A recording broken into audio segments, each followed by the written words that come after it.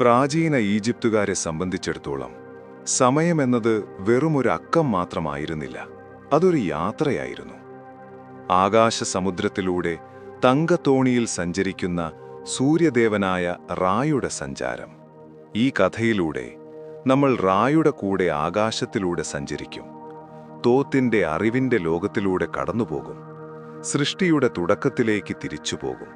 ഇപ്പോൾ നിങ്ങളിത് കേട്ടുകൊണ്ടിരിക്കുമ്പോൾ നമുക്കെല്ലാവർക്കും വേണ്ടി റാ തന്റെ യാത്രയുടെ മറ്റൊരു ഭാഗത്താണ്. ചിലർക്ക് അവൻ കിഴക്കുതിച്ചുയരുന്നു, പുതിയ വെളിച്ചം കൊണ്ടുവരുന്നു. മറ്റു ചിലർക്ക് അവൻ പടിഞ്ഞാറേക്ക് താഴുന്നു, രാത്രിയുടെ നിഗൂഢതയിലേക്ക് പ്രവേശിക്കുന്നു. നമ്മൾ ഭൂതകാലത്തിലേക്ക് ചുവടുവെക്കുന്നതിനു മുമ്പ് നിങ്ങൾ ഇപ്പോഴെവിടെയാണ് നിൽക്കുന്നതെന്ന് പറയാമോ? ഈ കഥകൾ എന്നിലൂടെ എവിടെയെല്ലാം എത്തുന്നു എന്നറിയാനൊരാഗ്രഹം. അതെ, കമന്റുകളിൽ പറയൂ. ലോകത്തിന്റെ ഏതു ഭാഗത്തു നിന്നാണ് നിങ്ങളിത് കേൾക്കുന്നത്? നിങ്ങളുടെ ആകാശം ഇരുണ്ടതാണോ അതോ വെളിച്ചം നിറഞ്ഞതാണോ? എന്നാൽ ഇനി നമുക്ക് തുടക്കത്തിലേക്ക് മടങ്ങാം. തുടക്കത്തിൽ നോക്കാൻ ആകാശമോ നിൽക്കാൻ ഭൂമിയോ ഉണ്ടായിരുന്നില്ല. അനുഭവിക്കാൻ കാറ്റില്ല, പിന്തുടരാൻ വെളിച്ചവുമില്ല. അവിടെ നൂൻ മാത്രമേ ഉണ്ടായിരുന്നുള്ളൂ, അനന്തമായ പുരാതനമായ ജലം. അതൊരു കൊടുങ്കാറ്റുള്ള കടലായിരുന്നില്ല, കോപത്തോടെ അലയടിക്കുന്ന തിരമാലകളായിരുന്നില്ല, മറിച്ച് ശാന്തമായ സമയമില്ലാത്ത ഒരു മഹാസമുദ്രം. ഇരുട്ടിൽ ഒഴുകി നടക്കുന്ന വലിയൊരു നിശബ്ദത. ആ നിശബ്ദതയിൽ സൃഷ്ടി നിർബന്ധിതമായിരുന്നില്ല, ആരും ആജ്ഞാപിക്കാതെ തന്നെ. അത് ലളിതമായി ഉദിച്ചുയർന്നു. നൂണിൽ നിന്ന് ഒരു ചെറിയ ചലനം തുടങ്ങി. ഉറങ്ങിക്കിടക്കുന്ന ലോകത്തിൻ്റെ ആദ്യത്തെ ശ്വാസമെടുപ്പ് പോലെ ഒരു മെല്ലെയുള്ള ഉണർവ്. ആ ആഴക്കടലിൽ നിന്ന് ഒരു മണ്ടിട്ട ഉയർന്നു വന്നു. ആദ്യത്തെ കര, എന്തിനെങ്കിലും തുടക്കമിടാൻ കഴിയുന്ന ആദ്യത്തെ സ്ഥലം. ആ ആദ്യത്തെ മണ്ടിട്ടയിൽ ആത്തും നിന്നു. ആദ്യത്തെ സാന്നിധ്യം, ആദ്യത്തെ ദൈവം. ചിലർ പറയുന്നു ആത്തും സൂര്യന്റെ ആദ്യ രൂപമായിരുന്നുവെന്ന്. മറ്റു ചിലർ പറയുന്നു രാത്രിയുടെ മറവിൽ ഒളിപ്പിച്ചുവെച്ച ഒരു ചൂടുള്ള തീപ്പൊരി പോലെ സൂര്യനെ ഉള്ളിൽ വഹിച്ചവനായിരുന്നു അവനെന്ന്. ആത്തും ഇടിമുഴക്കത്തോടെയല്ല വന്നത്. അവൻ ശ്രദ്ധ ആവശ്യപ്പെട്ടില്ല. അവൻ ലളിതമായി നിലനിന്നു, സ്ഥിരതയോടെ, ശാന്തനായി, പൂർണ്ണനായി. അവന്റെ അസ്തിത്വത്തോടെ ലോകത്തിന് അതിൻ്റെ ആദ്യത്തെ അർത്ഥം ലഭിച്ചു. അരാജകത്വമല്ല, ആശയക്കുഴപ്പമല്ല, മറിച്ച് സാധ്യതകൾ. ആത്തും വിശാലമായ ശൂന്യതയിലേക്ക് നോക്കി. സൗമ്യവും എന്നാൽ ശക്തവുമായ ഒരു കാര്യം അവൻ മനസ്സിലാക്കി. ഒരു ലോകം സൃഷ്ടിക്കണമെങ്കിൽ അതിനായി ഒരു സ്ഥലമുണ്ടായിരിക്കണം. അങ്ങനെ ആത്തൂമിൽ നിന്ന് ആദ്യത്തെ ജോഡി ശക്തികളുണ്ടായി. ഷൂ ഒപ്പം ടെഫ്നുട്ട്. ഷൂ വായുവായിരുന്നു, ലഘുവായ, അദൃശ്യമായ, ആശ്വസിപ്പിക്കുന്ന വായു. രാത്രിയിൽ ഞാങ്ങളുകൾക്കിടയിലൂടെ വീശുന്ന തണുത്ത കാറ്റുപോലെ. ഈ കഥകളിൽ നിങ്ങൾ ഒരു കാര്യം ശ്രദ്ധിച്ചിരുന്നോ? ചില ദൈവങ്ങളുടെ പേരുകൾ അവരുടെ പ്രകൃതം പോലെ തന്നെയില്ലേ? ടെഫ്നുട്ട് ഈർപ്പമായിരുന്നു, മഞ്ഞിന്റെ മൃദുത്വം, മഞ്ഞുതുള്ളിയുടെ ശാന്തത, ഒരിക്കലും തിരക്കുകൂട്ടാത്ത മഴയുടെ നിശബ്ദ വാഗ്ദാനം. ഇരുവരും ചേർന്ന് സന്തുലിതാവസ്ഥ കൊണ്ടുവന്നു. ശ്വാസവും ജലവും, വരൾച്ചയും തണുപ്പും, ചലനവും ശാന്തതയും. അവർ പുതുതായി ജനിച്ച പ്രപഞ്ചത്തിലൂടെ ഒഴുകി നടക്കുമ്പോൾ അവരുടെ സാന്നിധ്യം ലോകത്തെ ശൂന്യതയിൽ നിന്ന് മോചിപ്പിച്ചു. അവരിൽ നിന്ന് രണ്ടുപേർ കൂടി ജനിച്ചു. ഗെബ് ഭൂമി, നുട്ട് ആകാശം. നുട്ട് എല്ലാറ്റിനും മുകളിൽ വ്യാപിച്ചു കിടന്നു. വിശാലവും മനോഹരവുമായ, ഇരുട്ടും നക്ഷത്രവെളിച്ചവും കൊണ്ട് നിർമ്മിച്ച ഒരു ദേവത. അവളുടെ ശരീരം സ്വർഗമായി മാറി. അവളുടെ ചർമ്മത്തിൽ അനന്തമായ നക്ഷത്ര സമൂഹങ്ങൾ ചിതറിക്കിടന്നു. അവളുടെ താഴെ ഗെബ് കിടന്നു, ശാന്തൻ, അടിത്തറയുള്ളവൻ, ക്ഷമാശീലൻ. മലകളും മണലും വഹിക്കുന്ന ഭൂമിയായിരുന്നു അവൻ.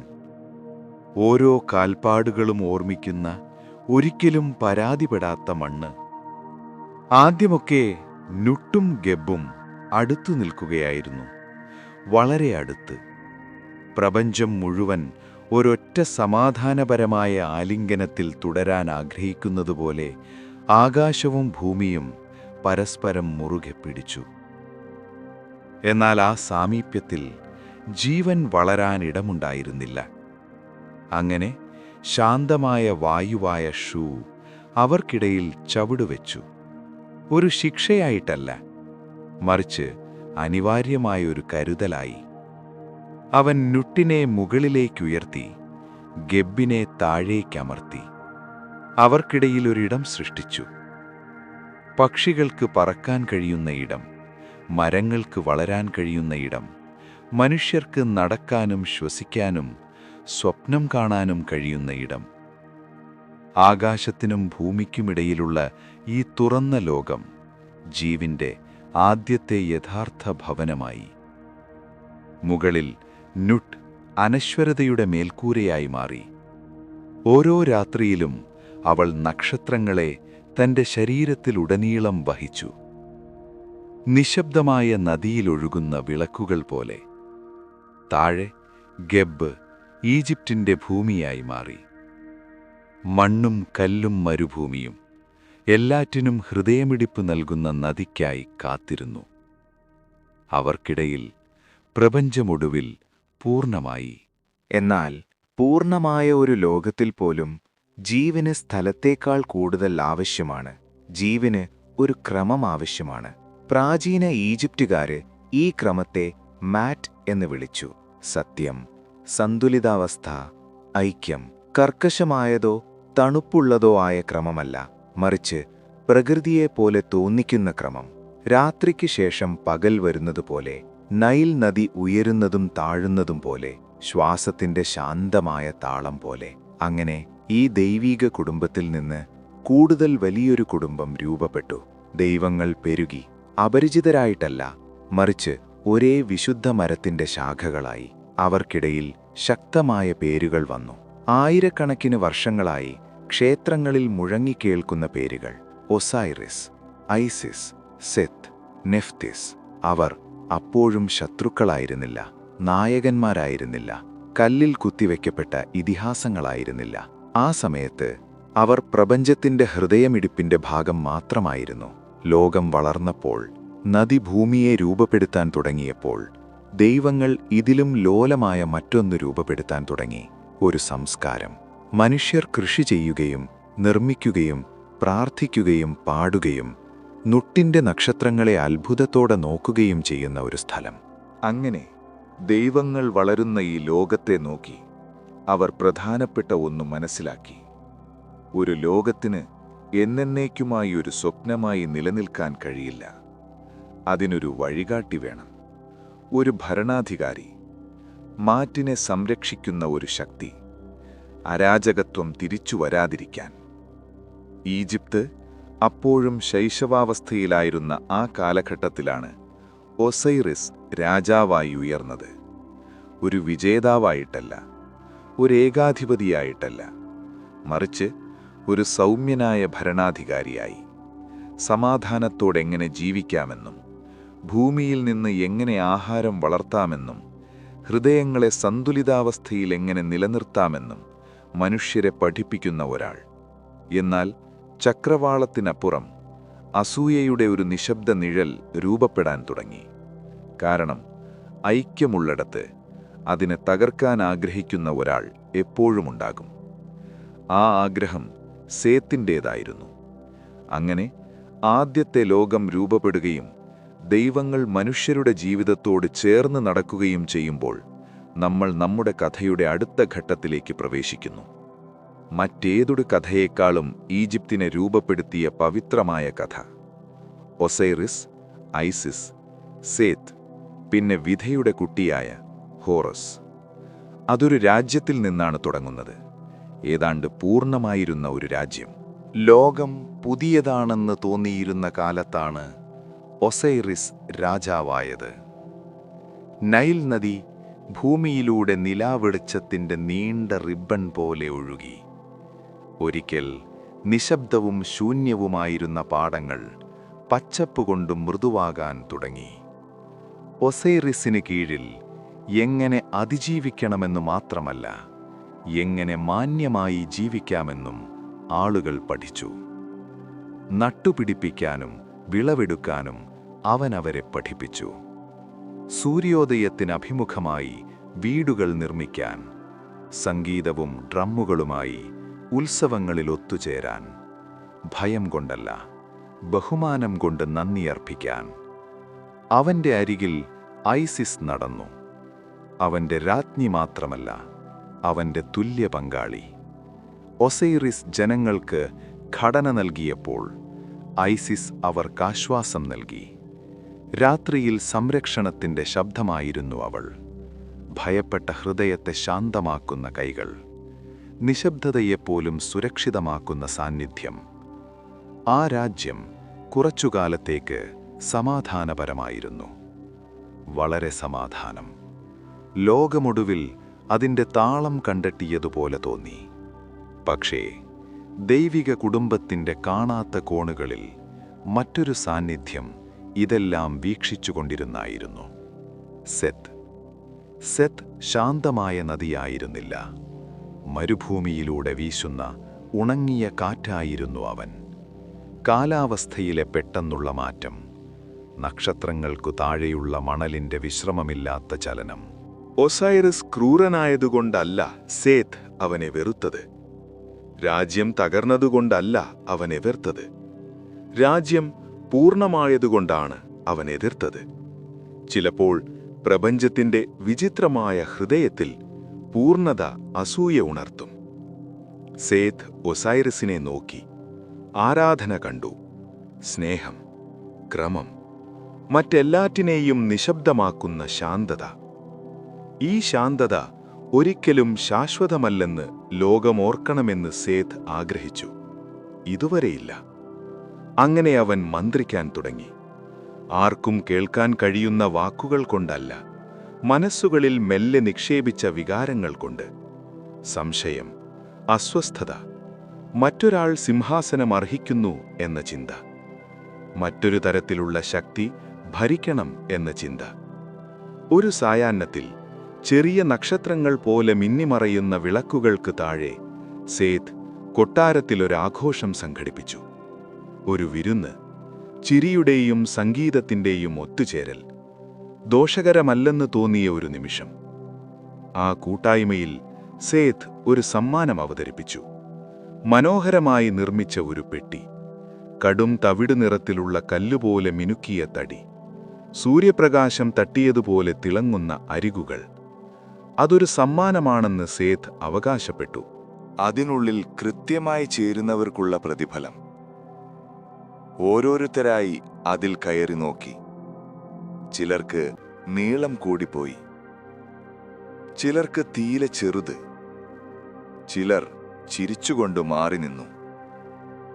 ഒടുവിൽ ഒസൈറിസ് ശാന്തനും വിശ്വസ്തനും ഭയമില്ലാത്തവനുമായി മുന്നോട്ട് വന്നു. കാരണം സമാധാനപരമായ ഒരു രാജ്യത്തിൽ നല്ലൊരു രാജാവ് ചതി പ്രതീക്ഷിക്കുന്നില്ല. അവൻ പെട്ടിക്കുള്ളിൽ കിടന്നു. ഒരു നിശബ്ദ ശ്വാസത്തിന് എല്ലാം നിശ്ചലമായി തോന്നി. പിന്നെ പെട്ടി അടഞ്ഞു. വലിയ ശബ്ദത്തോടെയല്ല, ഭയാനകമായ ശബ്ദത്തോടെയല്ല, മറിച്ച് ഒരു പൂർണ്ണതയോടെ, മെഴുകുതിരിനാളം മെല്ലെ മറയ്ക്കുന്ന നിമിഷം പോലെ. അങ്ങനെ ജീവനുള്ള സൂര്യപ്രകാശത്തിന്റെ ലോകത്ത് നിന്ന് ഒസൈറിസ് എടുക്കപ്പെട്ടു, നിഗൂഢതയിലേക്ക് കൊണ്ടുപോകപ്പെട്ടു. പെട്ടി ദൂരേക്ക് അപ്രത്യക്ഷമായി, ഒഴുകിപ്പോയി, നദി തന്നെ അതൊളിപ്പിക്കാൻ തീരുമാനിച്ചതുപോലെ. ഈജിപ്ത് മാറി. ആദ്യം അത് വലിയ ഒച്ചപ്പാടായിരുന്നില്ല. ആകാശം തകർന്നു വീണില്ല. നൈൽ നദി ഒഴുകുന്നത് നിർത്തിയില്ല. പക്ഷേ അദൃശ്യമായ എന്തോ ഒന്ന് മാറി. വായുവിലെ ഒരു ചൂട് നഷ്ടപ്പെട്ടു. ക്ഷേത്രങ്ങളിലെ ചിരി നിശബ്ദമായി. ആളുകളുടെ ഹൃദയത്തിൽ വിചിത്രമായ ഒരു ചോദ്യമുയരാൻ തുടങ്ങി. സമാധാനം എവിടെ പോയി? ഐസിസ് അതാദ്യം അറിഞ്ഞു. പരിഭ്രാന്തിയായിട്ടല്ല, അരാജകത്വമായിട്ടല്ല, മറിച്ച് ആഴത്തിലുള്ള വേദനിപ്പിക്കുന്ന ശൂന്യതയായി, ഇരുട്ടിൽ ആരുടെയെങ്കിലും കൈക്കായി തിരയുന്നതുപോലെ, വായുവിനെ മാത്രം സ്പർശിക്കുന്നതുപോലെ. അങ്ങനെ ഐസിസ് തിരയാൻ തുടങ്ങി. അവൾ ഈജിപ്തിലുടനീളം സഞ്ചരിച്ചു. നിലാവെളിച്ചത്തിൽ നിഴൽ പോലെ നീങ്ങി, നിശബ്ദതയിൽ വിശ്രമിക്കുന്ന ഗ്രാമങ്ങളിലൂടെ, മെല്ലെയുള്ള മൂടൽ മഞ്ഞുപോലെ കുന്തിരിക്കമുയരുന്ന ക്ഷേത്രങ്ങളിലൂടെ, ഞാങ്ങണകൾ രഹസ്യങ്ങൾ മന്ത്രിക്കുന്ന നൈൽ നദിയുടെ തീരത്തുകൂടി. അവൾ കാറ്റിനെ ശ്രദ്ധിച്ചു, അവൾ വെള്ളത്തെ ശ്രദ്ധിച്ചു. ലോകം അവൾക്ക് നൽകിയ ഓരോ നിശബ്ദ സൂചനകളും അവൾ ശ്രദ്ധിച്ചു. കാരണം ഐസിസ് ഒരു രാജ്ഞിയിലുപരിയായിരുന്നു. ദൈവങ്ങൾ പോലും ബഹുമാനിക്കുന്നത്ര ശക്തമായ ഭക്തിയുടെ ഒരു ശക്തിയായിരുന്നു അവൾ. മെല്ലെ, ക്ഷമയോടെ അവളുടെ തിരച്ചിൽ അവളെ ലക്ഷ്യത്തോടടുപ്പിച്ചു. ഒടുവിൽ ഐസിസ് ആ പെട്ടി കണ്ടെത്തി. വളരെ അകലെയായി, ആരും നോക്കാൻ ചിന്തിക്കാത്തൊരിടത്ത് പ്രപഞ്ചം അതൊളിപ്പിച്ചു വെച്ചതുപോലെ. ആ നിമിഷം ഐസിസ് ആഘോഷിച്ചില്ല. അവൾ ഉറക്കെ കരഞ്ഞില്ല. അവൾ നിശ്ചലമായി നിന്നു. ഒരു പ്രാർത്ഥന പോലെ അവളുടെ സ്നേഹം നിശബ്ദതയിൽ നിറയാൻ അനുവദിച്ചു. അവൾ ഒസൈറിസിനെ തിരികെ ഈജിപ്തിലേക്ക് കൊണ്ടുവന്നു. പക്ഷേ ലോകം പഴയതുപോലെ ആയിരുന്നില്ല. സെത്തിന്റെ നിഴൽ ഇപ്പോഴും ഭൂമിയിലുണ്ടായിരുന്നു. സന്തുലിതാവസ്ഥ തകർക്കപ്പെട്ടിരുന്നു. ഇനി ഒസൈറിസിന് പഴയതുപോലെ സിംഹാസനത്തിലേക്ക് മടങ്ങാൻ കഴിയില്ല. കാരണം ഈജിപ്തിന്റെ മിത്ത് നഷ്ടത്തെക്കുറിച്ച് മാത്രമല്ല, അത് പരിവർത്തനത്തെക്കുറിച്ചാണ്. ജീവിച്ചിരിക്കുന്ന ലോകത്തിന്റെ സൗമ്യനായ രാജാവായിരുന്ന ഒസൈറിസ് മറ്റൊന്നായി മാറാൻ തുടങ്ങി. കൂടുതൽ ആഴമുള്ള ഒന്ന്, അനശ്വരമായ ഒന്ന്. കാണാത്ത ലോകങ്ങളുമായി അവൻ ബന്ധിക്കപ്പെട്ടു. കാഴ്ചയ്ക്കപ്പുറമുള്ള നിശബ്ദ ഇടങ്ങൾ. ഇവിടെ യാത്ര അവസാനിക്കുമ്പോൾ ആത്മാക്കൾ സഞ്ചരിക്കുന്ന ഇടം. അങ്ങനെ ഒസൈറിസ് ഒരു പുതിയ തരം ഭരണാധികാരിയായി. വയലുകളുടെയും ഉത്സവങ്ങളുടെയുമല്ല, ജീവിതത്തിനപ്പുറമുള്ള പവിത്രമായ ലോകത്തിൻ്റെ. ഈജിപ്തുകാർ ഈ മറഞ്ഞിരിക്കുന്ന ലോകത്തെ ഡുവാഡ് എന്ന് വിളിച്ചു. നിഗൂഢതയുടെ ഇടം, ചക്രവാളത്തിന് താഴെയുള്ള ഭൂമി, നക്ഷത്രങ്ങൾ കൂടുതൽ അടുത്തു നിൽക്കുന്ന ഇടം. പക്ഷേ ഐസിസ് അപ്പോഴും തൻ്റെ ഹൃദയത്തിൽ ഒരവസാന പ്രതീക്ഷ സൂക്ഷിച്ചിരുന്നു. ഒരു വാഗ്ദാനം, ഒരു ഭാവി. ആ വാഗ്ദാനത്തിൽ നിന്ന് ഒരു കുട്ടി ജനിച്ചു, ഹോറസ്. ഹോറസ് ജനിച്ചത് സുഖസൗകര്യങ്ങളുടെ കൊട്ടാരത്തിലല്ല. സന്തുലിതാവസ്ഥ തെറ്റിച്ച വിറയ്ക്കുന്ന ലോകത്തേക്കാണ് അവൻ ജനിച്ചത്. അതുകൊണ്ട് ഐസിസ് അവൾക്ക് ഏറ്റവും നന്നായി അറിയാവുന്നത് ചെയ്തു. അവൾ സംരക്ഷിച്ചു. പച്ച മതിലുകൾ പോലെ ഉയർന്നു നിൽക്കുന്ന പാപ്പിറസ് ചതുപ്പുനിലങ്ങളിൽ അവൾ കുട്ടിയെ ഒളിപ്പിച്ചു. നൈലിന്റെ ശ്വാസം എല്ലാറ്റിനെയും മൃദുവായും രഹസ്യമായും സൂക്ഷിച്ചു. ഞാണുകൾക്കിടയിൽ ലോകം കൂടുതൽ ശാന്തമായി തോന്നി. വായുവിന് വെള്ളത്തിൻ്റെയും മണ്ണിൻ്റെയും മണമായിരുന്നു. രാത്രിയിൽ തവളകൾ മെല്ലെ പാട്ടുപാടി. നക്ഷത്രങ്ങൾ നിശബ്ദ കാവൽക്കാരെ പോലെ മുകളിൽ നിന്ന് വീക്ഷിച്ചു. ഐസിസ് ഹോറസിനെ ക്ഷമയോടെ വളർത്തി. ഭയത്തോടെയല്ല, കരുത്തോടെ. ശക്തി എന്നത് കോപമല്ലെന്ന് അവൾ അവനെ പഠിപ്പിച്ചു. ലീഡർഷിപ്പ് എന്നത് ക്രൂരതയല്ല. യഥാർത്ഥ രാജകീയത എന്നത് സന്തുലിതാവസ്ഥയെ സംരക്ഷിക്കാനുള്ള കഴിവാണ്, ലോകം കുലുങ്ങുമ്പോഴും. ഹോറസ് വളർന്നപ്പോൾ അവൻ്റെ കണ്ണുകളിലെ വെളിച്ചം മൂർച്ചയാകാൻ തുടങ്ങി. പരുഷമായിട്ടല്ല, തെളിച്ചത്തോടെ. അവൻ പരുന്തായി മാറി. വിധിയുടെ ആകാശത്ത് ചിറകുകൾ വിരിച്ചു. ഒരു ദിവസം സേത്തിന് മുന്നിൽ നിൽക്കാൻ പോകുന്ന കുട്ടിയായി അവൻ മാറി. യുദ്ധം ചെയ്യാൻ മാത്രമല്ല, ഈജിപ്തിന്റെ തകർന്ന താളം വീണ്ടെടുക്കാൻ. ഒടുവിൽ ആ ദിവസം വന്നപ്പോൾ ഹോറസ് ഞാണങ്ങൾക്കിടയിൽ നിന്ന് പുറത്തിറങ്ങി. അവൻ തുറന്ന ലോകത്തേക്ക് നടന്നു. ഈജിപ്തിലെ എല്ലാ ക്ഷേത്രങ്ങളിലും വീടുകളിലും ദീർഘകാലമായി അനുഭവിക്കാത്ത ഒന്ന് അവർക്ക് തോന്നി: പ്രതീക്ഷ. സേത്ത് സ്വാഭാവികമായും അവനെ സ്വാഗതം ചെയ്തില്ല. സിംഹാസനം ശക്തിക്കു മാത്രമുള്ളതാണെന്ന് സേത്ത് വിശ്വസിച്ചു, ആധിപത്യത്തിന്, കൊടുങ്കാട്ടിന്.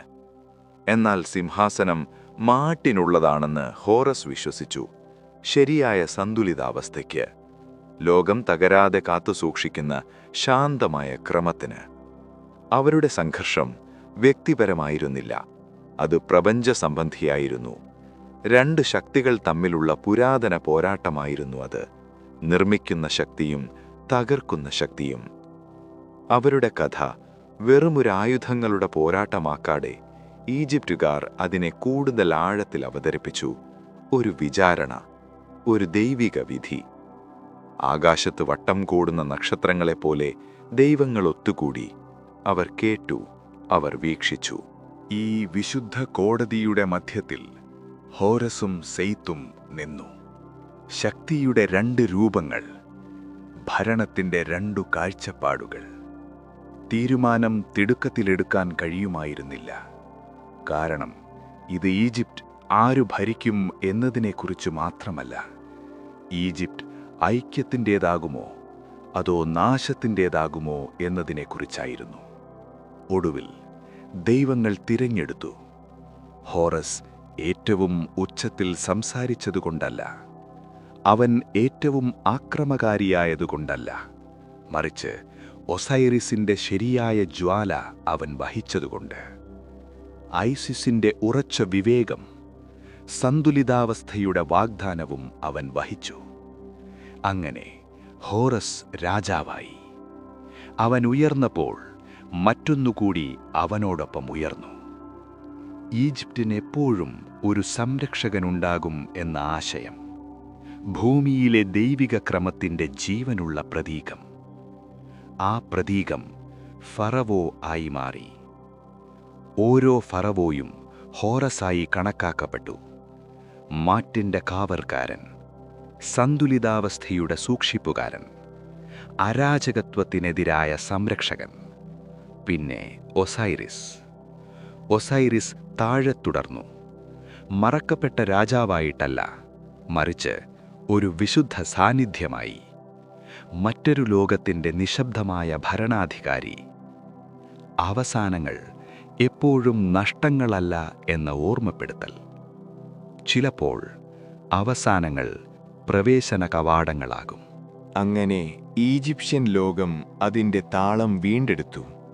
പൂർണ്ണമായിട്ടല്ല, എന്നേക്കുമായിട്ടല്ല, പക്ഷേ മതിയായ അളവിൽ, നൈൽ ഒഴുകാൻ പാകത്തിന്, തീപ്പന്തങ്ങളുടെ വെളിച്ചത്തിൽ ക്ഷേത്രങ്ങൾ തിളങ്ങാൻ പാകത്തിന്, നുട്ടിൻ്റെ നക്ഷത്രങ്ങൾക്ക് താഴെ ഉറങ്ങാനും പ്രപഞ്ചത്തിന് ഇപ്പോഴും അർത്ഥമുണ്ടെന്ന് വിശ്വസിക്കാനും ജനങ്ങൾക്ക് കഴിയുന്നത്ര. ഹോറസ് സിംഹാസനത്തിലിരിക്കുമ്പോഴും ഐസിസ് രാജ്യം വീണ്ടും ശ്വസിക്കുന്നത് കാണുമ്പോഴും കഥ മെല്ലെ മുന്നോട്ട് നീങ്ങി. കാരണം ഇപ്പോൾ ഈജിപ്തിന് പങ്കിടാൻ മറ്റൊരു പവിത്ര സത്യമുണ്ടായിരുന്നു. ജീവിതത്തിനപ്പുറമുള്ള ലോകം ഒസൈറിസ് ഭരിക്കുന്നുവെങ്കിൽ അവൻ്റെ അടുത്തെത്താൻ ഒരു വഴിയുണ്ടാകണം, ഒരു യാത്ര, ഒരു സംരക്ഷിത പാത, ഓരോ ആത്മാവിനും സമാധാനം കണ്ടെത്താനുള്ള വഴി. ചക്രവാളത്തിനപ്പുറം കാത്തിരിക്കുന്ന അനശ്വരമായ പാടങ്ങളിൽ. അവിടെയാണ് അടുത്ത ഘട്ടം ആരംഭിക്കുന്നത്. മരണാനന്തര ജീവിതത്തിൻ്റെ കാവൽക്കാർക്കൊപ്പം, ദ്വാട്ടിൻ്റെ കവാടങ്ങൾക്കൊപ്പം, മാട്ടിൻ്റെ തൂവലിനെതിരെ ഹൃദയത്തിൻ്റെ മൃദുവായ അളവെടുപ്പിനൊപ്പം. ഒസൈറിസ് ജീവിതത്തിനപ്പുറമുള്ള ലോകത്തിൻ്റെ ഭരണാധികാരിയായപ്പോൾ പ്രാചീന ഈജിപ്തുകാർ രാത്രിയെ വ്യത്യസ്തമായി കാണാൻ തുടങ്ങി. കാരണം രാത്രി വെറും ഇരുട്ടു മാത്രമായിരുന്നില്ല, അതൊരു വാതിലായി മാറി. ഓരോ യാത്രയ്ക്കും രണ്ട് വശങ്ങളുണ്ടെന്ന നിശബ്ദ ഓർമ്മപ്പെടുത്തൽ. സൂര്യപ്രകാശത്തിൻ്റെയും നദീതീരങ്ങളുടെയും ദൃശ്യലോകം, മറയ്ക്കു പിന്നിൽ കാത്തിരിക്കുന്ന കാണാത്ത ലോകം. ഈ ലോകത്തിലെ സമയം അവസാനിക്കുമ്പോൾ അവർ വെറുതെ അപ്രത്യക്ഷരാവുന്നില്ലെന്ന് അവർ വിശ്വസിച്ചു. അവർ സഞ്ചരിച്ചു. ആ യാത്രയിൽ അവർ ഒറ്റയ്ക്കായിരിക്കാൻ പാടില്ലായിരുന്നു. കാരണം ഈജിപ്ത് അതിൻ്റെ ആഴത്തിൽ മാർഗനിർദ്ദേശത്തിൻ്റെ സംസ്കാരമായിരുന്നു. ജീവിതത്തിൽ വഴികാട്ടുന്നതുപോലെ അതിനുശേഷം വരുന്നതിലും വഴികാട്ടുന്നു. അങ്ങനെ ഈ വിശുദ്ധ പാതയുടെ അരികിൽ ഒരു സംരക്ഷകൻ നിന്നു, അനൂബിസ്. അനൂബിസ് ഭയപ്പെടുത്തുന്ന ദൈവമായിരുന്നില്ല, പലരും സങ്കൽപ്പിക്കുന്നത് പോലെ. അവൻ ശാന്തനായിരുന്നു, നിശബ്ദൻ, ശ്രദ്ധാലു, രഹസ്യങ്ങൾ മനസ്സിലാക്കുന്നവനായി ഈജിപ്തുകാർ അവനെ കണ്ടു. അവൻ അവയെ ഭയപ്പെടുന്നില്ല. അവന് കുറുക്കന്റെ തലയായിരുന്നു. ക്രൂരനായതുകൊണ്ടല്ല, മറിച്ച് കുറുക്കന്മാർ മരുഭൂമിയുടെ കാവൽക്കാരായതുകൊണ്ട്. നിശബ്ദ ഇടങ്ങളുടെ സംരക്ഷകൾ, ലോകങ്ങൾക്കിടയിലൂടെ നടക്കാനുമെന്നറിയാവുന്ന ജീവികൾ. ശബ്ദങ്ങൾ മായുമ്പോൾ, സത്യം മാത്രം അവശേഷിക്കുമ്പോൾ നിങ്ങളെ കണ്ടുമുട്ടുന്ന വഴികാട്ടിയായിരുന്നു അനൂബിസ്. ഒരാത്മാവ് ജീവിതത്തിനപ്പുറത്തേക്ക് സഞ്ചരിക്കാൻ തയ്യാറെടുക്കുമ്പോൾ അനൂബിസ് മെല്ലെ വരും. ഭീഷണിപ്പെടുത്താത്ത നിഴൽ പോലെ, ഇങ്ങനെ പറയുന്ന ഒരു സാന്നിധ്യം പോലെ, നീ സുരക്ഷിതമാണ്, നിനക്ക് വഴി തെറ്റിയിട്ടില്ല, തുടരുക. കാണാത്ത രോഗത്തിലൂടെയുള്ള യാത്ര തുടങ്ങുന്നതിനു മുമ്പ് കരുതലുണ്ടായിരുന്നു, ഒരു വിശുദ്ധ കരുതൽ. ഇതായിരുന്നു മമ്മിഫിക്കേഷന്റെ അർത്ഥം. ഭയപ്പെടുത്തുന്ന ഒന്നായിട്ടല്ല, സ്നേഹപൂർണമായ ഒന്നായി. ശരീരം ആത്മാവ് ഒരിക്കൽ താമസിച്ചിരുന്ന വീടാണെന്ന് ഈജിപ്തുകാർ വിശ്വസിച്ചു. അത് ബഹുമാനമർഹിക്കുന്നു, അത് സംരക്ഷണമർഹിക്കുന്നു. അതുകൊണ്ട് അവരതിനെ ശ്രദ്ധാപൂർവം പൊതിഞ്ഞു, ഓരോ പാളയായി, ഉറങ്ങുന്ന കുട്ടിയെ ചൂടോടെ പൊതിയുന്നതുപോലെ. സുരക്ഷിതത്വത്തിനായി അവർ തങ്ങളുടെ ചിഹ്നങ്ങൾ വെച്ചു, വെളിച്ചത്തിൻ്റെയും സംരക്ഷണത്തിൻ്റെയും ചെറിയ അടയാളങ്ങൾ. ഹോറസിൻ്റെ കണ്ണ് സൗഖ്യത്തിന്, സ്കാരബ് പുതുക്കലിന്, ഐസിസിൻ്റെ കെട്ട് അഭയത്തിനും ശക്തിക്കും. കുന്തിരിക്കം വായുവിലൊഴുകി നടക്കുമ്പോൾ, ഞാങ്ങളകൾക്കിടയിലൂടെ കാറ്റുപോലെ പ്രാർത്ഥനകൾ നീങ്ങുമ്പോൾ ആ വ്യക്തി തയ്യാറാക്കപ്പെട്ടു, ഭയത്തിനല്ല, മറിച്ച് സമാധാനത്തിന്. കാരണം ഈജിപ്തുകാരെ സംബന്ധിച്ചിടത്തോളം മരണാനന്തര ജീവിതം ശിക്ഷയായിരുന്നില്ല, അത് തുടർച്ചയായിരുന്നു. അത് വീട്ടിലേക്കുള്ള യാത്രയായിരുന്നു. തയ്യാറെടുപ്പുകൾ പൂർത്തിയായപ്പോൾ ആത്മാവ് ദുവാറ്റിലേക്ക് നീങ്ങാൻ തുടങ്ങി. മറഞ്ഞിരിക്കുന്ന സാമ്രാജ്യം. ദുവാറ്റ് ഒരൊറ്റ സ്ഥലമായിരുന്നില്ല, അത് പല സ്ഥലങ്ങളായിരുന്നു, പല പ്രകൃതി ദൃശ്യങ്ങൾ. ചിലപ്പോൾ അതൊരു നദി പോലെ, ചിലപ്പോൾ മരുഭൂമി പോലെ, ചിലപ്പോൾ ആകാശം അടുത്തു നിൽക്കുന്ന നക്ഷത്രങ്ങൾ നോക്കി നിൽക്കുന്ന ഒരു സ്വപ്നത്തിലൂടെ നടക്കുന്നതുപോലെ. ദുവാറ്റിൽ ആത്മാവ് കവാടങ്ങളിലൂടെ സഞ്ചരിച്ചു. ഇരുമ്പിൻ്റെയോ അക്രമത്തിൻ്റെയോ കവാടങ്ങളല്ല, മറിച്ച് അർത്ഥങ്ങളുടെ കവാടങ്ങൾ. ഓരോ കവാടവും ഒരു പാഠമായിരുന്നു. ഓരോ വഴിയും ആത്മാവിനോട് ഓർമ്മിക്കാൻ ആവശ്യപ്പെട്ടു. ആരായിരുന്നു നീ സത്യത്തിൽ? നിന്റെ പേരല്ല, നിന്റെ ജോലിയല്ല, നിന്റെ പദവിയല്ല, നിന്റെ ഹൃദയം. ജീവിതത്തിനപ്പുറമുള്ള ലോകത്തിൽ ഹൃദയത്തേക്കാൾ പ്രധാനമായി മറ്റൊന്നുമില്ലെന്ന് ഈജിപ്തുകാർ വിശ്വസിച്ചു. കാരണം ഹൃദയമായിരുന്നു ഒരു വ്യക്തിയുടെ സത്യം ജീവിക്കുന്ന സ്ഥലം. പൂർണ്ണമായ സത്യമല്ല, യഥാർത്ഥ സത്യം. ദുവാറ്റിലൂടെ നീങ്ങുമ്പോൾ ആത്മാവിനെ വേട്ടയാടിയിരുന്നില്ലെന്ന് കഥ പറയുന്നു. അത് മെല്ലെ പരീക്ഷിക്കപ്പെട്ടു. മൂടൽ നിന്തിലൂടെ നീങ്ങുന്ന വിളക്കുപോലെ ഏറ്റവും വ്യക്തമായ പാത കണ്ടെത്താൻ ശ്രമിക്കുന്നു.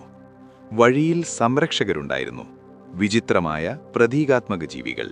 ചിലർക്ക് മൃഗരൂപങ്ങൾ, ചിലർക്ക് കൊത്തിയെടുത്ത പ്രതിമകൾ, ജീവൻ വച്ചതുപോലെയുള്ള ശരീരങ്ങൾ. പക്ഷേ അവർ പീഡിപ്പിക്കാനല്ല അവിടെ ഉണ്ടായിരുന്നത്, മറിച്ച് ഒരു കാര്യം ചോദിക്കാനായിരുന്നു. ഈ സ്ഥലം എന്താണെന്ന് നിനക്ക് മനസ്സിലാകുന്നുണ്ടോ? കാരണം ഡുവാറ്റ് ആശയക്കുഴപ്പത്തിനുള്ളതല്ല, അത് ഉണർവിനുള്ളതാണ്. ഡുവാറ്റിൻ്റെ ഏറ്റവും വലിയ വാഗ്ദാനം ഇതായിരുന്നു: നിങ്ങൾ വിവേകത്തോടെ സഞ്ചരിക്കുകയാണെങ്കിൽ നിങ്ങൾ വിധിയുടെ ഹാളിൽ എത്തും. ശബ്ദമുണ്ടാക്കുന്ന കോടതി മുറിയല്ല, മറിച്ച് നിശബ്ദതയുടെ പവിത്രമായ ഹാൾ. ദൈവങ്ങൾ പോലും മെല്ലെ സംസാരിക്കുന്ന സ്ഥലം. ഈ ഹാളിനെ 2 സത്യങ്ങളുടെ ഹാൾ എന്ന് വിളിച്ചു. അവിടെ ഒരിക്കലും അണയാത്ത ശാന്തമായ വെളിച്ചത്തിന് താഴെ ആത്മാവ് ഒസീരിസിന് മുന്നിൽ നിൽക്കും. നിശബ്ദതയുടെ രാജാവിനെ പോലെ ഇരുന്നു ഒസീരിസ്. തണുപ്പില്ലാതെ, കോപമില്ലാതെ, എന്നാൽ അനശ്വരനായി. ദിവ്യജീവികൾ അവനെ ചുറ്റിപ്പറ്റി നിന്നു, ചന്ദ്രന് ചുറ്റുമുള്ള നക്ഷത്രങ്ങളുടെ വൃത്തം പോലെ. ഹാളിന്റെ മധ്യഭാഗത്ത് അനൂബിസ് നിന്നു, എപ്പോഴത്തെയും പോലെ ശാന്തനായി, ഒരു വലിയ ത്രാസിനരികിൽ. ഈജിപ്റ്റ് പ്രസിദ്ധമായ നിമിഷം ഇതായിരുന്നു: ഹൃദയത്തെ തൂക്കൽ, വെയിങ് ഓഫ് ദ ഹാർട്ട്. ത്രാസിന്റെ ഒരു വശത്ത് ആത്മാവിന്റെ ഹൃദയം, അവരുടെ എല്ലാ തിരഞ്ഞെടുപ്പുകളും, എല്ലാ ഉദ്ദേശങ്ങളും, എല്ലാ സത്യസന്ധതയും തകരാർ സാധ്യതയുള്ള ഒന്നാണെന്ന പോലെ മെല്ലെ വച്ചു. ത്രാസിന്റെ മറുവശത്ത് മാറ്റിന്റെ തൂവൽ വിശ്രമിച്ചു. തൂവൽ ഭാരം കുറഞ്ഞതായിരുന്നു, ലളിതം, എങ്കിലും അതെല്ലാറ്റിനെയും പ്രതിനിധീകരിച്ചു. സത്യം, സന്തുലിതാവസ്ഥ, ഐക്യം, നീതി, പ്രപഞ്ചത്തെ സുരക്ഷിതമാക്കുന്ന പ്രകൃതി നിയമം. അനൂബിസ് ത്രാസിനെ ശ്രദ്ധാപൂർവം വീക്ഷിച്ചു. ക്രൂരതയോടെയല്ല, കൃത്യതയോടെ. കാരണം ഈ വിധി ആരെയും കുടുക്കാൻ വേണ്ടിയുള്ളതല്ല, എന്തെങ്കിലും വെളിപ്പെടുത്താൻ വേണ്ടിയുള്ളതാണ്. ആത്മാവ് ജീവിച്ചത് മാറ്റിനോട് ചേർന്ന് നിന്നോ അതോ അതിനെതിരെ പോരാടിയോ എന്ന് കാണിക്കാൻ അനൂബിസ് ത്രാസ് നോക്കുമ്പോൾ മറ്റൊരു ദൈവം അടുത്തു നിന്നു. ഥോത്ത്, അറിവിന്റെയും എഴുത്തിന്റെയും ദൈവം, അനശ്വരതയുടെ കണക്ക് സൂക്ഷിപ്പുകാരൻ. അവനൊരു ചുരുൾ പിടിച്ചു നിശബ്ദനായി നോക്കി. നിമിഷത്തിന്റെ സത്യം എഴുതാൻ തയ്യാറായി. കാരണം സത്യം ഓർമ്മിക്കപ്പെടാൻ അർഹിക്കുന്നു.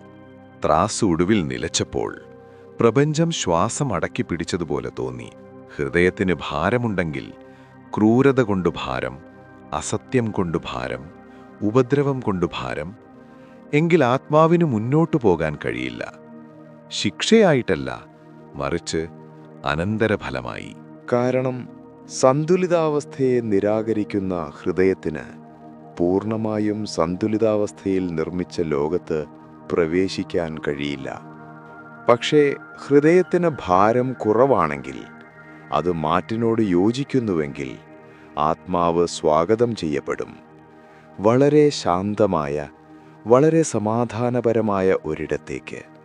നമ്മൾ തികഞ്ഞ വീടിനെക്കുറിച്ച് സ്വപ്നം കാണുന്നത് പോലെ ഈജിപ്തുകാർ സ്വപ്നം കണ്ട സ്ഥലം. ഈ സ്ഥലം ഇങ്ങനെ വിളിക്കപ്പെട്ടു: ഞാങ്ങണപ്പാടങ്ങൾ അഥവാ ആറു. അപരിചിതമായ അത്ഭുതങ്ങൾ നിറഞ്ഞ വിചിത്രമായ സ്വർഗമായിരുന്നില്ല അത് ഈജിപ്റ്റായിരുന്നു, പക്ഷേ പൂർണ്ണതയുള്ളത്. നൈൽ അവിടെയും ഒഴുകി, പക്ഷേ എപ്പോഴും ശാന്തമായി. വയലുകൾ സ്വർണ്ണ നിറമായിരുന്നു, എപ്പോഴും സമൃദ്ധമായിരുന്നു. വായു മൃദുവായിരുന്നു, ഒരിക്കലും പരുഷമായിരുന്നില്ല. മുകളിൽ ആകാശം വിശാലവും മനോഹരവുമായിരുന്നു. പ്രവേശിക്കുന്നവരെ സംരക്ഷിക്കാൻ നുട്ട് തന്നെ താഴേക്ക് കുനിഞ്ഞതുപോലെ. ഞാങ്ങണപ്പാടങ്ങളിൽ ആത്മാവ് കഷ്ടപ്പെട്ടില്ല, വിശന്നില്ല, ഭയപ്പെട്ടില്ല. അത് സമാധാനത്തിൽ ജീവിച്ചു. ശാന്തമായ കൃഷിയിടങ്ങളിലൂടെ, നിശബ്ദ സന്തോഷത്തിൻ്റെ തോട്ടങ്ങളിലൂടെ അത് നടന്നു. പ്രിയപ്പെട്ടവരെ വീണ്ടും കണ്ടുമുട്ടി. വേദനയോടെയല്ല, മറിച്ച് പുനഃസമാഗമത്തിൻ്റെ ശാന്തമായ സന്തോഷത്തോടെ അത് വിശ്രമിച്ചു. സമയത്തിന് മൂർച്ചയുള്ള അറ്റങ്ങളില്ലാത്ത ലോകത്ത് വിശ്രമിച്ചു. ഓരോ പ്രഭാതവും പുതുക്കൽ പോലെയും ഓരോ രാത്രിയും ആശ്വാസം പോലെയും തോന്നുന്ന ലോകം. മരണാനന്തര ജീവിതത്തിലും ആത്മാവിന് വയലുകളിൽ ജോലി ചെയ്യാമെന്ന് ഈജിപ്തുകാർ വിശ്വസിച്ചു. പക്ഷേ ക്ഷീണത്തോടെയല്ല, ലക്ഷ്യത്തോടെ, സംതൃപ്തിയോടെ. കാരണം അവരുടെ ഹൃദയങ്ങളിൽ ഒരു തികഞ്ഞ ജീവിതമെന്നത് അനന്തമായ സുഖഭോഗങ്ങളെക്കുറിച്ചല്ല, അത് സമാധാനം, സ്ഥിരത, അർത്ഥം എന്നിവയെക്കുറിച്ചാണ്. അനശ്വരമായ ആ പാഠങ്ങളിലൂടെ ആത്മാവലയുമ്പോൾ അതിനു മുകളിലേക്ക് നോക്കി നക്ഷത്രങ്ങളെ കാണാമായിരുന്നു. താനും പ്രപഞ്ചവും തമ്മിൽ ഒരകലവുമില്ലെന്ന് തോന്നുമായിരുന്നു. കാരണം അതവിടെ അർഹതപ്പെട്ടതാണ്. അത് മീറ്റിൻ്റേതാണ്, അത് ഒസൈരിസിൻ്റേതാണ്. അത് ഈജിപ്തിൻ്റെ കഥയുടേതാണ്.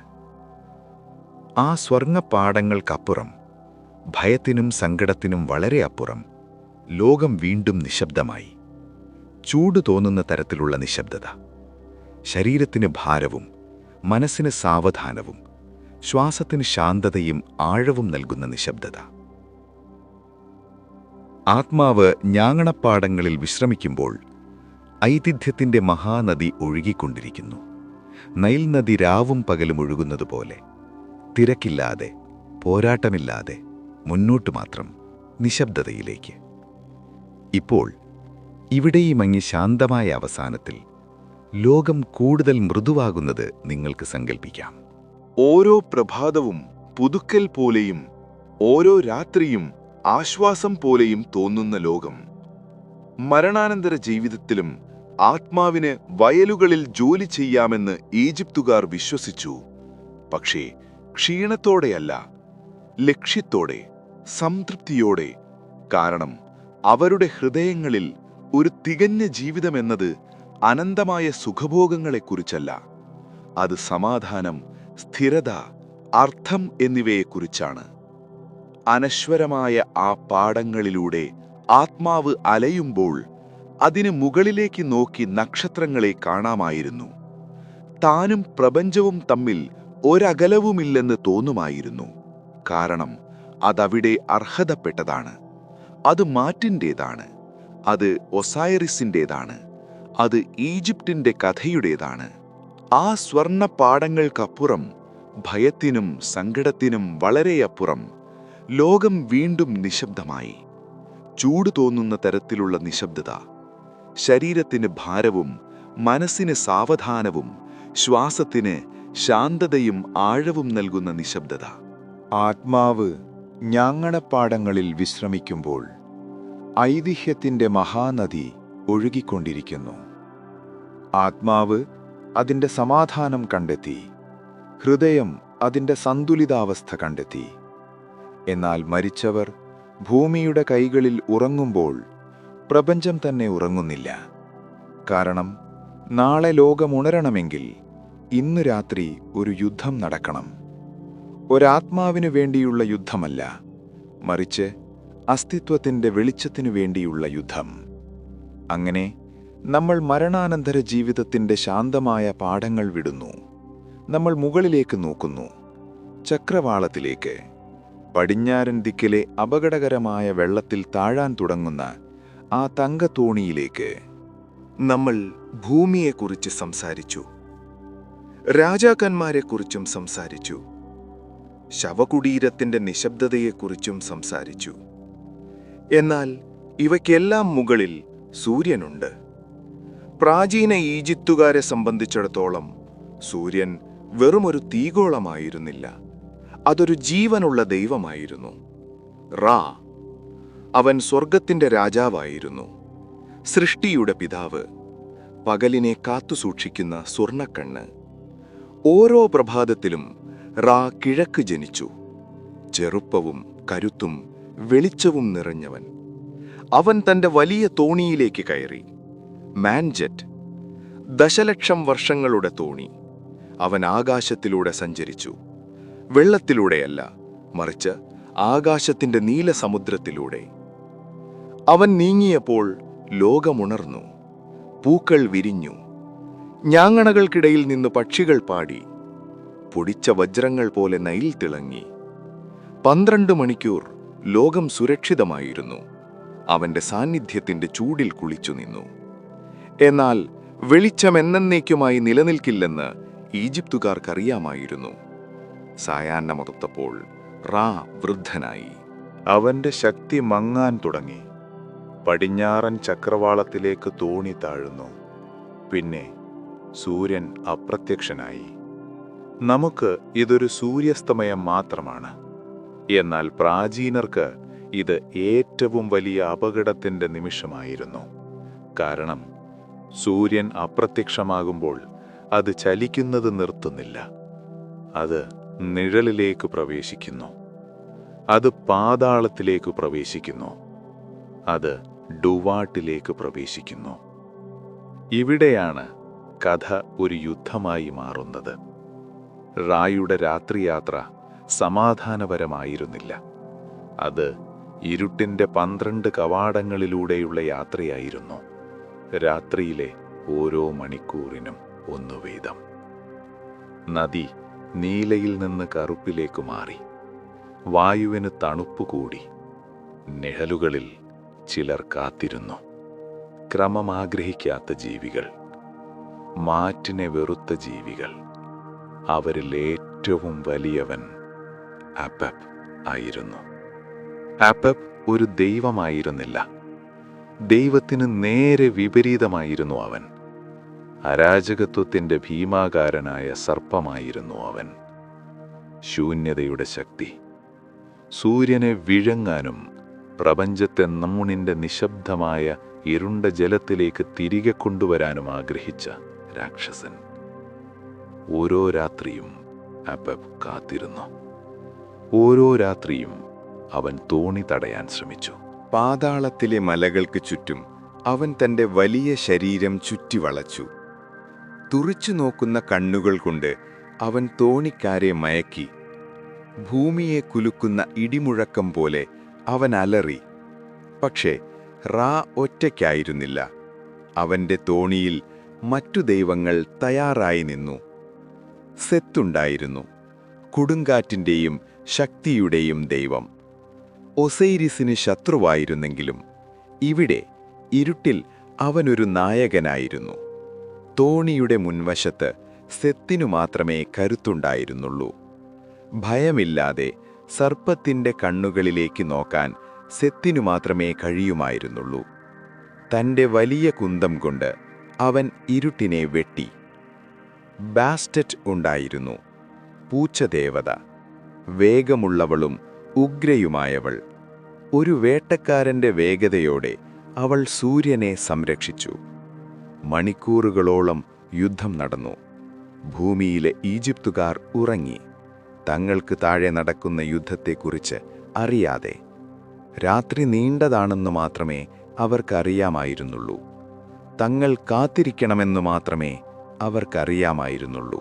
പാതാളത്തിൻ്റെ ആഴങ്ങളിൽ തോണി നീങ്ങിക്കൊണ്ടിരുന്നു. നിശബ്ദതയുടെ ഗുഹകൾ പിന്നിട്ട്, തീ തടാകങ്ങൾ പിന്നിട്ട്, പൂർവികരുടെ ആത്മാക്കളെ പിന്നിട്ട്. ഒടുവിൽ 12-ാം മണിക്കൂർ എത്തി. സർപ്പം പരാജയപ്പെട്ടു. മറ്റൊരു ദിവസത്തേക്ക് നിഴലുകളിലേക്ക് ഓടിക്കപ്പെട്ടു. റാ മാറാൻ തുടങ്ങി. അവനിനി സായാഹ്നത്തിലെ വയസ്സായ ക്ഷീണിച്ച മനുഷ്യനായിരുന്നില്ല. അവൻ പുതുക്കലിൻ്റെ ജലത്തിൽ കഴുകപ്പെട്ടു. അവൻ വീണ്ടും ചെറുപ്പമായി. തോണി കിഴക്കൻ ചക്രവാളത്തിലെത്തിയപ്പോൾ ആകാശം ജാരനിറമാകാൻ തുടങ്ങി. പിന്നെ ഇളം നീല, പിന്നെ സ്വർണം. ഈജിപ്തിലെ ജനങ്ങൾ കണ്ണു തുറന്നു. അവർ കിഴക്കോട്ട് നോക്കി. അവർ അവനെ കണ്ടു. ഉദിച്ചുയരുന്നു, തിളക്കമുള്ളവനായി, വിജയിയായി. സൂര്യൻ തിരിച്ചെത്തി. അതിനൊപ്പം അരാജകത്വം ജയിക്കില്ലെന്ന വാഗ്ദാനവും.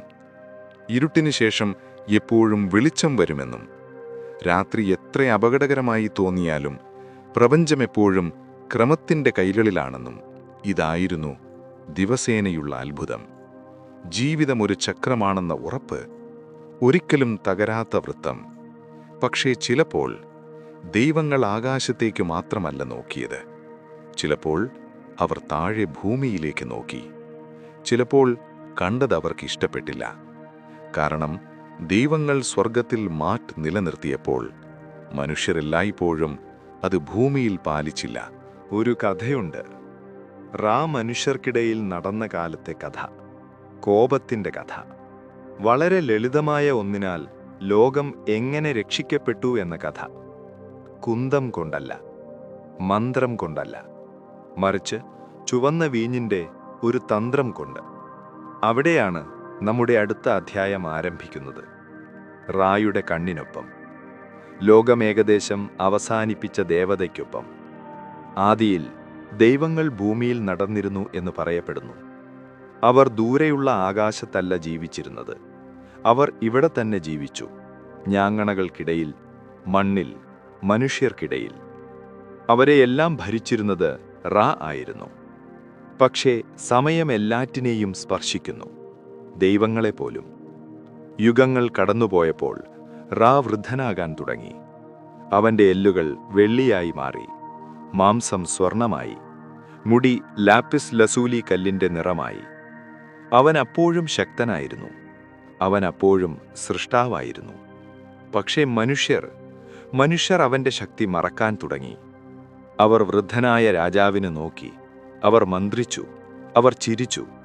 സൂര്യൻ മങ്ങുകയാണെന്നും ഇനി മാറ്റിന്റെ നിയമങ്ങൾ പാലിക്കേണ്ടതില്ലെന്നും വിശ്വസിച്ച് അവർ മരുഭൂമിയുടെ നിഴലുകളിൽ ഗൂഢാലോചന നടത്തി. രാ അതു കേട്ടു. അവൻ പരിഹാസം കേട്ടു. താൻ സൃഷ്ടിച്ച മക്കളുടെ നന്ദികേട് അവൻ അറിഞ്ഞു. ആദ്യമായി സ്രഷ്ടാവിന് കോപം തോന്നി. അവൻ പുരാതന ദൈവങ്ങളെ രഹസ്യ കൗൺസിലിലേക്ക് വിളിച്ചു. മനുഷ്യരുടെ കണ്ണുകളിൽ നിന്ന് മറച്ചുവച്ച ഒരിടത്ത് അവൻ നൂണിനോട് സംസാരിച്ചു. ഏറ്റവും പഴയ ജലം. അവൻ പഞ്ചഭൂതങ്ങളോട് സംസാരിച്ചു. അവൻ ചോദിച്ചു, ഈ ജനങ്ങളെ ഞാൻ എന്തു ചെയ്യണം? അവർ എന്റെ കണ്ണുനീരിൽ നിന്നാണ് ജനിച്ചത്.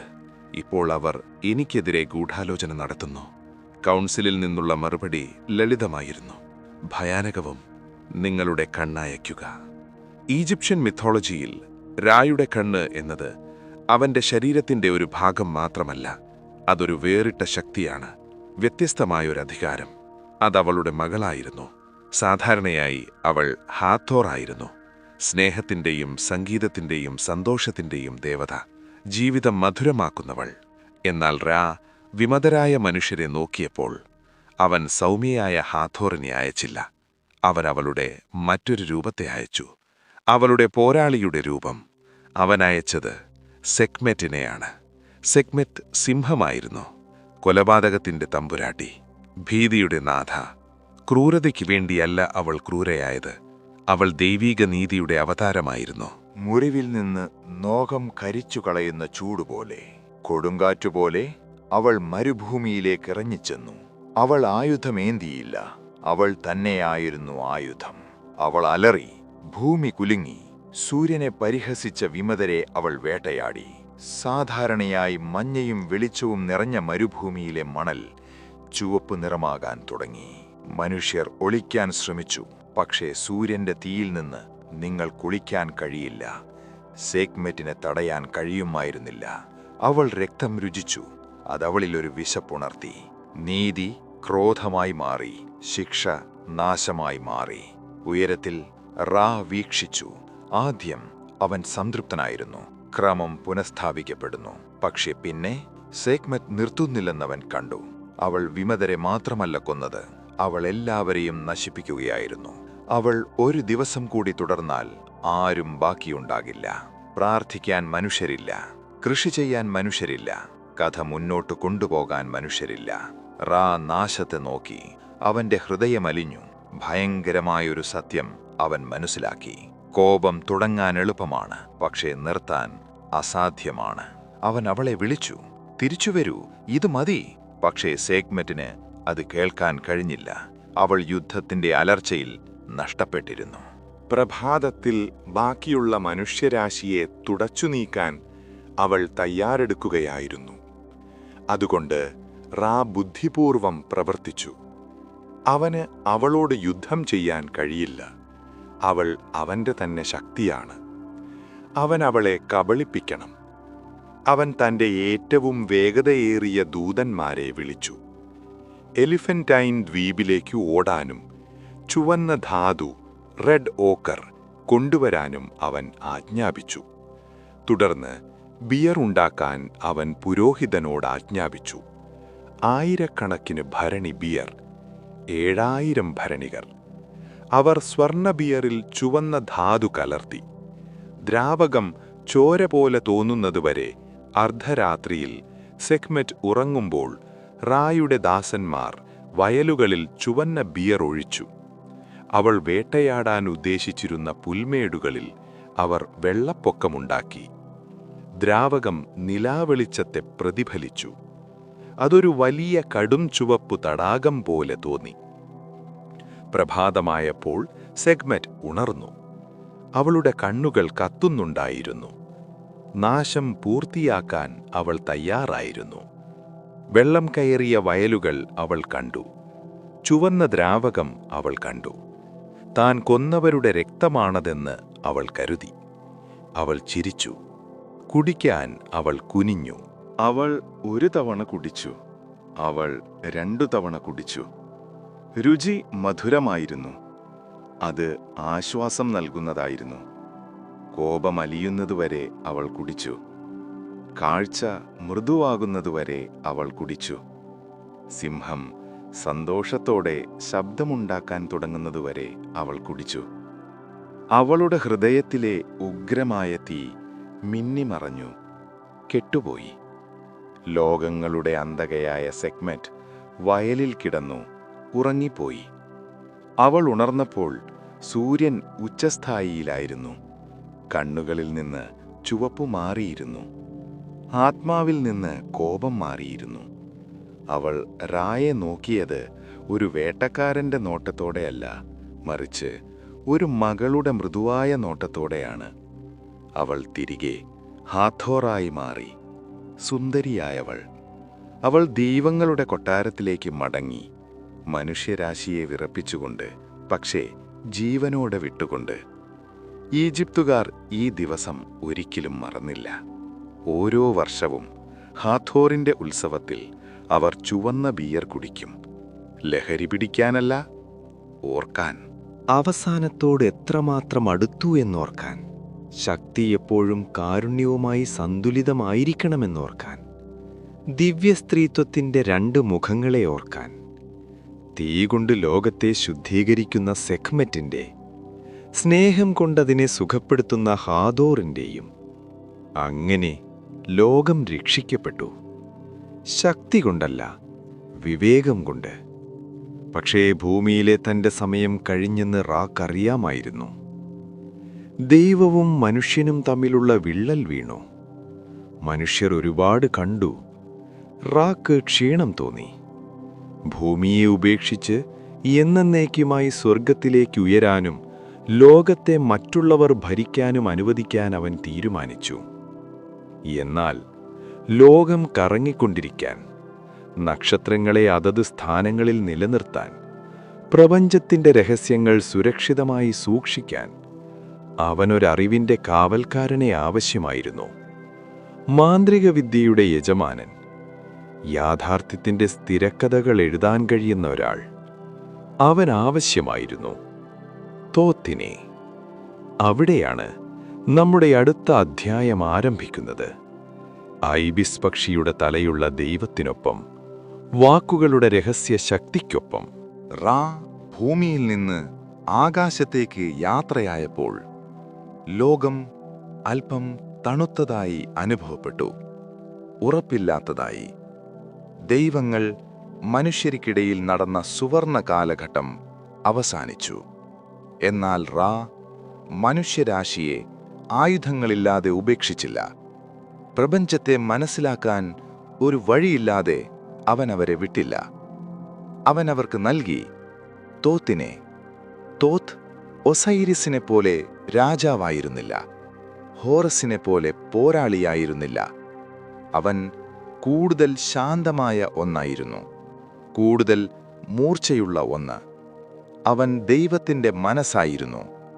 ഈജിപ്തുകാർ അവനെ ഐബിസ് പക്ഷിയുടെ തലയുള്ള മനുഷ്യനായി ചിത്രീകരിച്ചു. മറ്റാർക്കും കാണാൻ കഴിയാത്ത ഭക്ഷണം കണ്ടെത്താൻ നൈലിലെ ചെളിയിൽ നീളമുള്ള കൊക്ക് താഴ്ത്തുന്ന പക്ഷി. മറ്റുള്ളവർ ആശയക്കുഴപ്പം മാത്രം കണ്ടെടുത്ത് തോത്ത് സത്യം കണ്ടെത്തിയതുപോലെ. ലോകത്തിലെ ഏറ്റവും വലിയ മാന്ത്രിക വിദ്യയുടെ ഉപജ്ഞാതാവായിരുന്നു തോത്ത്. എഴുത്ത്. തോത്തിനു മുമ്പ് വാക്കുകൾ വെറും കാറ്റായിരുന്നു. അവ സംസാരിക്കപ്പെട്ടു, പിന്നെ അപ്രത്യക്ഷമായി. എന്നാൽ തോത്ത് വാക്കുകൾക്ക് ഒരു ശരീരം നൽകി. അവനവ കല്ലിൽ കൊത്തി, അവനവ പാപ്പിറസിൽ വരച്ചു. ഒരു ചിന്തയ്ക്ക് ആയിരക്കണക്കിന് വർഷങ്ങളിലൂടെ സഞ്ചരിക്കാനും ഒരിക്കലും മരിക്കാതിരിക്കാനും അവൻ വഴിയൊരുക്കി. ഈജിപ്തുകാരെ സംബന്ധിച്ചിടത്തോളം ഇത് ആശയവിനിമയം മാത്രമായിരുന്നില്ല, ഇതൊരു രസതന്ത്രമായിരുന്നു. അവർ തങ്ങളുടെ എഴുത്തിനെ മെഡ് ഡു നെറ്റർ എന്ന് വിളിച്ചു. ദൈവങ്ങളുടെ വാക്കുകൾ. നിങ്ങൾ എന്തെങ്കിലും എഴുതിയാൽ, യഥാർത്ഥത്തിൽ എഴുതിയാൽ, ശരിയായ ചിഹ്നങ്ങളും ശരിയായ ഉദ്ദേശവും ഉപയോഗിച്ച് നിങ്ങൾക്ക് അത് യാഥാർത്ഥ്യമാക്കാൻ കഴിയുമെന്നവർ വിശ്വസിച്ചു. നിങ്ങൾക്ക് രോഗികളെ സുഖപ്പെടുത്താം, പാമ്പുകളിൽ നിന്ന് വീടിനെ സംരക്ഷിക്കാം, ഒരു ആത്മാവിനെ മരണാനന്തര ജീവിതത്തിലേക്ക് നയിക്കാം. ഈ ശക്തിയെ ഹെക എന്ന് വിളിച്ചു, മാന്ത്രിക വിദ്യ. എന്നാൽ ഹെക എന്നത് വടി വീശുന്നതോ മിന്നുന്ന ലൈറ്റുകളോ ആയിരുന്നില്ല. പ്രപഞ്ചത്തിന് അനുസരിക്കേണ്ടി വരുന്നത്ര വ്യക്തമായി സത്യം സംസാരിക്കുന്നതിനെക്കുറിച്ചായിരുന്നു അത്. തോത്ത് ഹെക്കായുടെ യജമാനനായിരുന്നു. തോത്തിന്റെ പുസ്തകം, ദ ബുക്ക് ഓഫ് തോത്ത് എന്ന ഒരു പുസ്തകം തോത്ത് എഴുതിയതായി ഒരു ഐതിഹ്യമുണ്ട്. അതിൽ 2 മന്ത്രങ്ങൾ മാത്രമേ ഉണ്ടായിരുന്നുള്ളൂ. ആദ്യത്തെ മന്ത്രം മൃഗങ്ങളുടെ ഭാഷ മനസ്സിലാക്കാൻ നിങ്ങളെ അനുവദിച്ചു. പക്ഷികളുടെ രഹസ്യങ്ങൾ, സർപ്പങ്ങളുടെ മുന്നറിയിപ്പുകൾ, ആഴത്തിലുള്ള നദിയിലെ മത്സ്യങ്ങളുടെ പാട്ടുകളും എന്നിവ കേൾക്കാൻ. രണ്ടാമത്തെ മന്ത്രം ആകാശത്തേക്ക് നോക്കാനും ദൈവങ്ങളെ തന്നെ കാണാനും അനുവദിച്ചു. ദൂരെയുള്ള നക്ഷത്രങ്ങളായിട്ടല്ല, മറിച്ച് അവരുടെ യഥാർത്ഥ തിളങ്ങുന്ന രൂപങ്ങളിൽ. പക്ഷേ മനുഷ്യർ ദുർബലരാണെന്ന് തോത്തിനറിയാമായിരുന്നു. അമിതമായ അറിവ് ഭാരമാകുമെന്ന് അവൻ അറിയാമായിരുന്നു.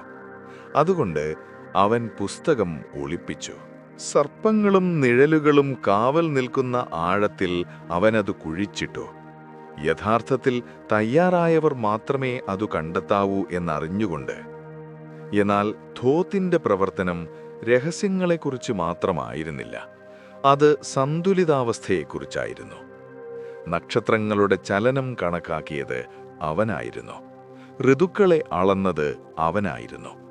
അവൻ ലോകത്തിന് കലണ്ടർ നൽകി. അങ്ങനെ നൈൽ എപ്പോൾ ഉയരുമെന്ന് കർഷകർക്ക് അറിയാമായിരുന്നു. പ്രപഞ്ചത്തിന് ഒരു താളമുണ്ടാകാൻ കാരണക്കാരൻ അവനായിരുന്നു.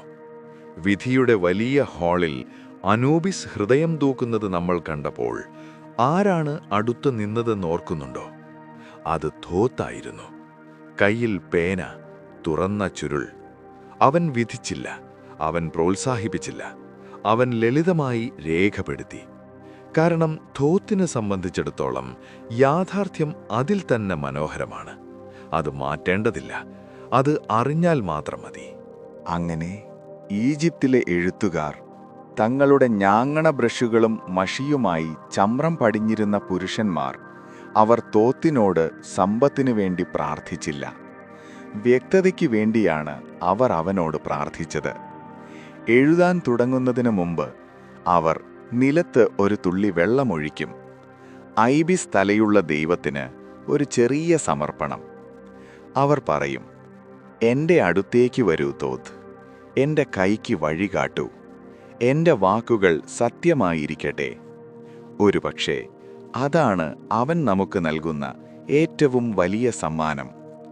മാന്ത്രിക മന്ത്രങ്ങളല്ല, ഒളിപ്പിച്ച പുസ്തകങ്ങളല്ല, മറിച്ച് നമ്മുടെ ജീവിതങ്ങൾ, നമ്മുടെ കഥകൾ, നമ്മുടെ ഓർമ്മകൾ എഴുതി സൂക്ഷിക്കാൻ യോഗ്യമാണ് എന്ന ലളിതമായ ആശയം. നമ്മൾ മരുഭൂമിയിലെ കാറ്റിൽ പറക്കുന്ന പൊടിയല്ല, ഇപ്പോഴും എഴുതപ്പെട്ടുകൊണ്ടിരിക്കുന്ന ഒരു കഥയിലെ വാചകങ്ങളാണ് നമ്മൾ. വാക്കുകൾ നിലനിൽക്കുന്നിടത്തോളം നമ്മൾ നിലനിൽക്കുന്നു. അങ്ങനെ പ്രപഞ്ചം സൃഷ്ടിക്കപ്പെട്ടു, ക്രമം സ്ഥാപിക്കപ്പെട്ടു, സൂര്യന്റെ ചക്രം ചലിക്കാൻ തുടങ്ങി. അത് മനസ്സിലാക്കാനുള്ള വിവേകം മനുഷ്യർക്ക് നൽകപ്പെട്ടു. പക്ഷേ പസിലിന്റെ അവസാനത്തെ ഒരു കഷ്ണം കൂടിയുണ്ട്, അവസാനത്തെ ഒരു രഹസ്യം. ആകാശം ഭരിക്കുന്ന ദൈവങ്ങളെക്കുറിച്ചും മരിച്ചവരെ ഭരിക്കുന്ന ദൈവങ്ങളെക്കുറിച്ചും നമ്മൾ സംസാരിച്ചു. എന്നാൽ നമ്മൾ ദിവസവും കാണുന്ന കാര്യങ്ങളിൽ ജീവിക്കുന്ന ദൈവങ്ങളെക്കുറിച്ചോ? നദിയുടെ ദൈവങ്ങൾ, മൃഗങ്ങളുടെ ദൈവങ്ങൾ, വീടിൻ്റെ ദൈവങ്ങൾ. പ്രാചീന ഈജിപ്തുകാരെ സംബന്ധിച്ചിടത്തോളം ദൈവികത അകലെയല്ലായിരുന്നു, അതവരുടെ തൊട്ടടുത്തുണ്ടായിരുന്നു. തീക്കരയിൽ ഉറങ്ങുന്ന പൂച്ചയിൽ, മണലിൽ ഉരുളുന്ന വണ്ടിൽ, ഞാങ്ങണകൾക്കിടയിൽ കാത്തിരിക്കുന്ന മുതലയിൽ. അവിടെയാണ് നമ്മുടെ യാത്ര അവസാനിക്കുന്നത്. അവസാന അധ്യായത്തോടെ ഭൂമിയിലെ ദൈവങ്ങളും മനുഷ്യർക്കിടയിൽ നടന്ന് വിശുദ്ധ മൃഗങ്ങളും. ഈ കഥയിൽ നമ്മൾ ഒരുപാട് ദൂരം സഞ്ചരിച്ചു. സൃഷ്ടിയുടെ ആദ്യത്തെ മൺതിപ്പിയിൽ നമ്മൾ നിന്നു. മരണാനന്തര ജീവിതത്തിൻ്റെ നിശബ്ദ ഹാളുകളിലൂടെ നമ്മൾ നടന്നു. സൂര്യൻ്റെ തോണിയിൽ നമ്മൾ സഞ്ചരിച്ചു. എന്നാൽ പ്രാചീന ഈജിപ്തുകാരനെ സംബന്ധിച്ചിടത്തോളം ദൈവങ്ങളെ ഈ വലിയ ദൂരെയുള്ള സ്ഥലങ്ങളിൽ മാത്രമല്ല കണ്ടെത്തിയത്. അവരെ ഇവിടെ കണ്ടെത്തി. പൊടിയിൽ, വെള്ളത്തിൽ, ശ്വാസം വിടുന്ന ലോകത്തിൽ. ഈജിപ്തിൽ ജീവിക്കുക എന്നത് ദൈവികതയാൽ ചുറ്റപ്പെട്ട് ജീവിക്കുക എന്നതായിരുന്നു. നിങ്ങൾ നദിക്കരയിലൂടെ നടന്നാൽ നിങ്ങൾ വെറുമൊരു മുതലയെ മാത്രമല്ല കണ്ടത്, നിങ്ങൾ ശക്തിയെ കണ്ടു. സൊബേക്കിനെ നിങ്ങൾ കണ്ടു. സൊബേക്ക് വെള്ളത്തിൻ്റെ പ്രഭുവായിരുന്നു. മുതലയുടെ തലയുള്ള ദൈവം. അവൻ ആക്രമണകാരിയായിരുന്നു. എന്നാൽ നമ്മൾ ദിവസവും കാണുന്ന കാര്യങ്ങളിൽ ജീവിക്കുന്ന ദൈവങ്ങളെക്കുറിച്ചോ? നദിയുടെ ദൈവങ്ങൾ, മൃഗങ്ങളുടെ ദൈവങ്ങൾ, വീടിൻ്റെ ദൈവങ്ങൾ. പ്രാചീന ഈജിപ്തുകാരെ സംബന്ധിച്ചിടത്തോളം ദൈവികത അകലെയല്ലായിരുന്നു, അതവരുടെ തൊട്ടടുത്തുണ്ടായിരുന്നു. തീക്കരയിൽ ഉറങ്ങുന്ന പൂച്ചയിൽ, മണലിൽ ഉരുളുന്ന വണ്ടിൽ, ഞാങ്ങണകൾക്കിടയിൽ കാത്തിരിക്കുന്ന മുതലയിൽ. അവിടെയാണ് നമ്മുടെ യാത്ര അവസാനിക്കുന്നത്. അവസാന അധ്യായത്തോടെ ഭൂമിയിലെ ദൈവങ്ങളും മനുഷ്യർക്കിടയിൽ നടന്ന് വിശുദ്ധ മൃഗങ്ങളും. ഈ കഥയിൽ നമ്മൾ ഒരുപാട് ദൂരം സഞ്ചരിച്ചു. സൃഷ്ടിയുടെ ആദ്യത്തെ മൺതിപ്പിയിൽ നമ്മൾ നിന്നു. മരണാനന്തര ജീവിതത്തിൻ്റെ നിശബ്ദ ഹാളുകളിലൂടെ നമ്മൾ നടന്നു. സൂര്യൻ്റെ തോണിയിൽ നമ്മൾ സഞ്ചരിച്ചു. എന്നാൽ പ്രാചീന ഈജിപ്തുകാരനെ സംബന്ധിച്ചിടത്തോളം ദൈവങ്ങളെ ഈ വലിയ ദൂരെയുള്ള സ്ഥലങ്ങളിൽ മാത്രമല്ല കണ്ടെത്തിയത്, അവരെ ഇവിടെ കണ്ടെത്തി. പൊടിയിൽ, വെള്ളത്തിൽ, ശ്വാസം വിടുന്ന ലോകത്തിൽ. ഈജിപ്തിൽ ജീവിക്കുക എന്നത് ദൈവികതയാൽ ചുറ്റപ്പെട്ട് ജീവിക്കുക എന്നതായിരുന്നു. നിങ്ങൾ നദിക്കരയിലൂടെ നടന്നാൽ നിങ്ങൾ വെറുമൊരു മുതലയെ മാത്രമല്ല കണ്ടത്, നിങ്ങൾ ശക്തിയെ കണ്ടു. സൊബേക്കിനെ നിങ്ങൾ കണ്ടു. സൊബേക്ക് വെള്ളത്തിൻ്റെ പ്രഭുവായിരുന്നു. മുതലയുടെ തലയുള്ള ദൈവം. അവൻ ആക്രമണകാരിയായിരുന്നു. അവൻ അപകടകാരിയായിരുന്നു. എന്നാൽ നദിയെ ഫലഭൂയിഷ്ടമാക്കിയ ശക്തിയും അവനായിരുന്നു. നൈലിൻ്റെ വിയർപ്പായിരുന്നു അവൻ. ആളുകൾ അവനോട് പ്രാർത്ഥിച്ചത് അവനെ സ്നേഹിച്ചതുകൊണ്ടല്ല, മറിച്ച് അവൻ്റെ ശക്തിയെ ബഹുമാനിച്ചതുകൊണ്ടാണ്. ചില ക്ഷേത്രങ്ങളിൽ അവർ വിശുദ്ധ കുളങ്ങളിൽ ജീവനുള്ള മുതലകളെ സൂക്ഷിച്ചിരുന്നു. അവയെ സ്വർണ്ണാഭരണങ്ങൾ അണിയിച്ചു, ഏറ്റവും മികച്ച മാംസം നൽകി, മൃഗത്തെ ജീവനുള്ള രാജാവായി പരിഗണിച്ചു. നിങ്ങൾ ഒരു വീടിനുള്ളിലേക്ക് നടന്നാൽ, ലളിതമായ ചെളിക്കട്ട വീട്, നിങ്ങൾ മറ്റൊരു തരത്തിലുള്ള ദൈവത്തെ കണ്ടേക്കാം. മൂലയിൽ നിശബ്ദമായിരിക്കുന്നു, വിശാലമായ തിളങ്ങുന്ന കണ്ണുകളോടെ നോക്കുന്നു. പൂച്ച. ഈജിപ്തുകാർക്ക് പൂച്ച ബാസ്തറിന് വിശുദ്ധമായിരുന്നു. ബാസ്തർ വീടിൻ്റെ ദേവതയായിരുന്നു. സ്ത്രീകളുടെ, രഹസ്യങ്ങളുടെ, സംരക്ഷണത്തിൻ്റെ. അവൾ സിംഹത്തിൻ്റെ ശാന്തമായ വശമായിരുന്നു. അവൾ അലറിയില്ല, അവൾ മുരണ്ടു. പക്ഷേ അവൾ അപ്പോഴും ഒരു വേട്ടക്കാരിയായിരുന്നു. കുട്ടിയെ ഉപദ്രവിക്കാൻ ഒരു പാമ്പ് വീട്ടിലേക്ക് വന്നാൽ ആക്രമിച്ചത് പൂച്ചയായിരുന്നു. കുടുംബത്തെ സംരക്ഷിച്ചത് ബാസ്തറായിരുന്നു. ഒരു പൂച്ച മരിച്ചപ്പോൾ കുടുംബം ദുഃഖത്തിലേക്ക് പോയി. ദുഃഖസൂചകമായി അവർ പുരികം വഠിച്ചു. അവർ തങ്ങളുടെ ചെറിയ കൂട്ടുകാരനെ മമ്മിഫൈ ചെയ്തു. ഒരു ഫറവോയ്ക്ക് നൽകുന്ന അതേ കരുതലോടെ മരണാനന്തര ജീവിതത്തിലേക്ക് അയച്ചു. കാരണം ഈജിപ്തിൽ ജീവിതം വലിപ്പം കൊണ്ടല്ല തരംതിരിച്ചിരുന്നത്, അത് ആത്മാവ് കൊണ്ടാണ് തരംതിരിച്ചിരുന്നത്. ഒരുപക്ഷേ ഈ ആത്മാവിൻ്റെ ഏറ്റവും വലിയ ഉദാഹരണം ഏറ്റവും ചെറിയ ജീവിയായിരുന്നു വണ്ട്, സ്കാരബ്. നമുക്ക് മണലിലൂടെ ചാണകമുരുട്ടി നീങ്ങുന്ന വണ്ട് വൃത്തികെട്ടതായി തോന്നാം, നിസ്സാരമായി തോന്നാം. എന്നാൽ ഈജിപ്തുകാർ അടുത്തു നോക്കി. വണ്ട് അതിൻ്റെ പന്ത് അവസാനമില്ലാത്ത നിശ്ചയദാർഢ്യത്തോടെ തള്ളുന്നത് അവർ കണ്ടു. ഓരോ ദിവസവും സൂര്യനെ ആകാശത്തിലൂടെ തള്ളുന്നതുപോലെ വണ്ട് പന്ത് മണ്ണിൽ കുഴിച്ചിടുന്നതും പിന്നീട് അതിൽ നിന്ന് പുതിയ ജീവൻ ഉയരുന്നതും അവർ കണ്ടു. ഈ ചെറിയ പ്രാണികളിൽ അവർ ദൈവത്തിൻ്റെ മുഖം കണ്ടു. അവർ അവനെ ഖെപ്രി എന്ന് വിളിച്ചു, ഉണ്ടായി വരുന്നവൻ. അവൻ പ്രഭാതത്തിൻ്റെ ദൈവമായിരുന്നു, പുനർജന്മത്തിൻ്റെ ദൈവം. ഏറ്റവും താഴ്ന്ന മണ്ണിൽ നിന്നുപോലും പുതിയ ജീവൻ ഉയരും എന്നതിൻ്റെ തെളിവ്. ഇതായിരുന്നു ഈജിപ്തിന്റെ യഥാർത്ഥ പ്രതിഭ. അവർ ആത്മീയതയെ ഭൗതികതയിൽ നിന്ന് വേർതിരിച്ചില്ല. ഓരോ സൂര്യോദയവും ഒരു പ്രാർത്ഥനയായിരുന്നു. ഓരോ നദിയിലെ വെള്ളപ്പൊക്കവും ഒരനുഗ്രഹമായിരുന്നു. ഓരോ മൃഗവും ഒരു ദൂതനായിരുന്നു. 3000 വർഷം നീണ്ടുനിന്ന ഒരു സംസ്കാരം അവർ പടുത്തുയർത്തി. അവർക്ക് കല്ലും സ്വർണവും ഉണ്ടായിരുന്നതുകൊണ്ട് മാത്രമല്ല, മറിച്ച് അവർക്ക് അർത്ഥമുണ്ടായിരുന്നതുകൊണ്ട്. നമ്മൾ വലിയ ഒന്നിൻ്റെ ഭാഗമാണെന്ന് അവർ മനസ്സിലാക്കി. നമുക്ക് മുകളിലുള്ള ആകാശം നമ്മളെ നിരീക്ഷിക്കുന്നുവെന്ന്, നമുക്ക് താഴെയുള്ള ഭൂമി നമ്മളെ താങ്ങുന്നുവെന്ന്. ഇടയിൽ നമ്മൾ സത്യത്തോടെ ജീവിച്ചാൽ, നമ്മൾ മാറ്റിനൊപ്പം ജീവിച്ചാൽ, നമ്മുടെ ഹൃദയങ്ങൾ ഒരു തൂവൽ പോലെ ഭാരം കുറഞ്ഞതായിരിക്കും. ക്ഷേത്രങ്ങളിപ്പോൾ അവശിഷ്ടങ്ങളാണ്. ഫറവോമാർ മ്യൂസിയങ്ങളിൽ ഉറങ്ങുന്നു. പുരാതന ഭാഷ നിശബ്ദമാണ്. പക്ഷെ നിങ്ങൾ ഇന്ന് മരുഭൂമിയിൽ നിന്നാൽ, മുഖത്ത് സൂര്യപ്രകാശം അനുഭവപ്പെട്ടാൽ, ശൂന്യതയിലൂടെ കാറ്റ് നീങ്ങുന്നത് കേട്ടാൽ, നിങ്ങൾക്കിപ്പോഴും അത് അനുഭവിക്കാൻ കഴിയും. നൂണിൻ്റെ നിശബ്ദത, റായുടെ ക്രമം, ഞാങ്ങണപ്പാടങ്ങളിലെ സമാധാനം. കഥ അവസാനിച്ചിട്ടില്ല. അത് ലളിതമായി രൂപം മാറി. ഇപ്പോൾ നമ്മുടെ യാത്രയിൽ അവസാനമായി സൂര്യൻ അസ്തമിക്കുമ്പോൾ നമ്മൾ നൈൽ നാട് വിടുന്നു. പക്ഷേ നമ്മൾ അതിൻ്റെ വിവേചം കൂടെ കൊണ്ടുപോകുന്നു.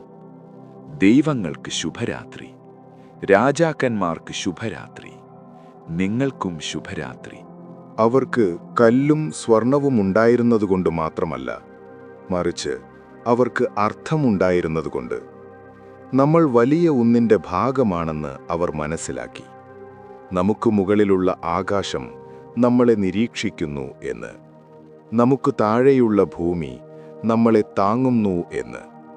ഇടയിൽ നമ്മൾ സത്യത്തോടെ ജീവിച്ചാൽ, നമ്മൾ മാറ്റിനൊപ്പം ജീവിച്ചാൽ, നമ്മുടെ ഹൃദയങ്ങൾ ഒരു തൂവൽ പോലെ ഭാരം കുറഞ്ഞതായിരിക്കും. ക്ഷേത്രങ്ങളിപ്പോൾ അവശിഷ്ടങ്ങളാണ്. ഫറവോമാർ മ്യൂസിയങ്ങളിൽ ഉറങ്ങുന്നു. പുരാതന ഭാഷ നിശബ്ദമാണ്. പക്ഷേ നിങ്ങൾ ഇന്നു മരുഭൂമിയിൽ നിന്നാൽ, മുഖത്ത് സൂര്യപ്രകാശം അനുഭവപ്പെട്ടാൽ, ശൂന്യതയിലൂടെ കാറ്റു നീങ്ങുന്നത് കേട്ടാൽ, നിങ്ങൾക്കിപ്പോഴും അത് അനുഭവിക്കാൻ കഴിയും. നൂണിൻ്റെ നിശബ്ദത, റായുടെ ക്രമം, ഞാങ്ങളപ്പാടങ്ങളിലെ സമാധാനം. കഥ അവസാനിച്ചിട്ടില്ല.